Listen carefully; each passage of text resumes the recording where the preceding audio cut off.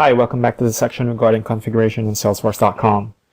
So most of the time there is a need to create fields which aren't necessarily stored in the database, but rather is computed on the fly based on other fields or related fields for that object. For this section, we'll be discussing how to create such fields.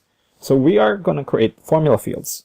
Formula fields give Salesforce administrators the ability to create fields which contain spreadsheet-like formulas. Within this video, we will be discussing the following. First, we'll be creating simple formula fields.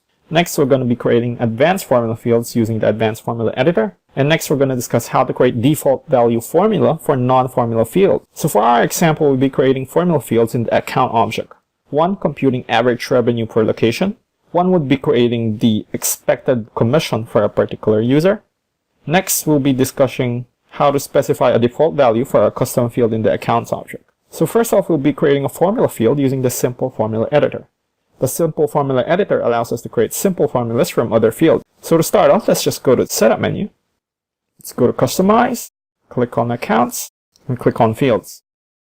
Let's go down to the account custom fields and relationships section to create our new custom field. Let's select formula as the data type for this field and click on next. First, let's enter the field label for our formula. Let's just enter average revenue per location. Let's retain the field name generated by Salesforce and select the return type for our formula. Since this is average revenue per location, we're going to select number. For the decimal places, let's just leave it at 2 and click on next. When creating our formula, we can either choose to select the field selector to select which fields we want to include in the formula, or we can type it in directly given that we know the actual field name. So for this field, average revenue per location, we are deriving the value of this using the field's annual revenue divided by each location or the number of locations for that account. So let's select the field selector and select on number of locations. This will merge the number of locations field for this particular formula. Let's click on check syntax to validate our formula. Given that we have formulated and validated our formula, let's click on next to proceed with our creation. Let's select on visible on the header to make our field visible to all profiles. Let's click next to add our field to our page layouts. So let's select the appropriate page layouts we want the field to be displayed in. So let's uncheck add field and handpick our page layouts. So let's select account sales and account layout as well as account marketing. Click on save to finalize our changes. That's it. We have created our average revenue per location field, which is a simple formula that we just created for the accounts object. So next off, we're going to discuss how to create formula fields using the advanced formula editor. So to start off, let's just go back and click new again. Select on formula, click next. Let's type in expected commission as our field label and retain our field name. Select currency as our return type. Retain our decimal place number and click on next. Using the advanced formula, we're just going to select advanced formula in the tab bar. The advanced editor allows you to retrieve data from related records through lookups or master detail relationships as well, as compared to simple formula, which allows you just to get the simple fields for our object account. So to start off, let's just select insert field.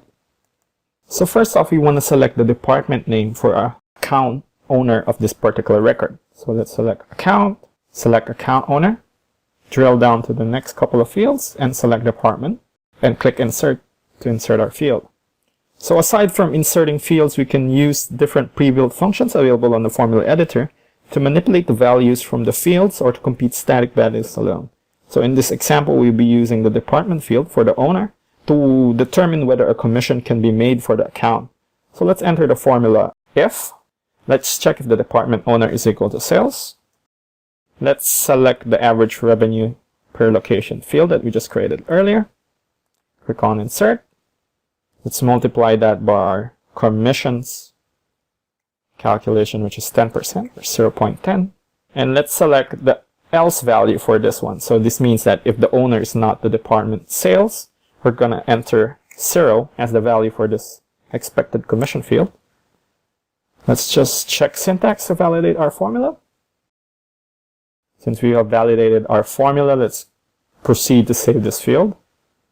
So for the blank field handling, let's just select treat blank fields as zeros so that we don't have any null errors with the field.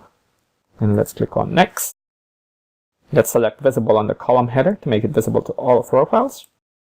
Let's just uncheck add field and select it for the account and the account sales page layouts. Let's click on save to finalize our changes.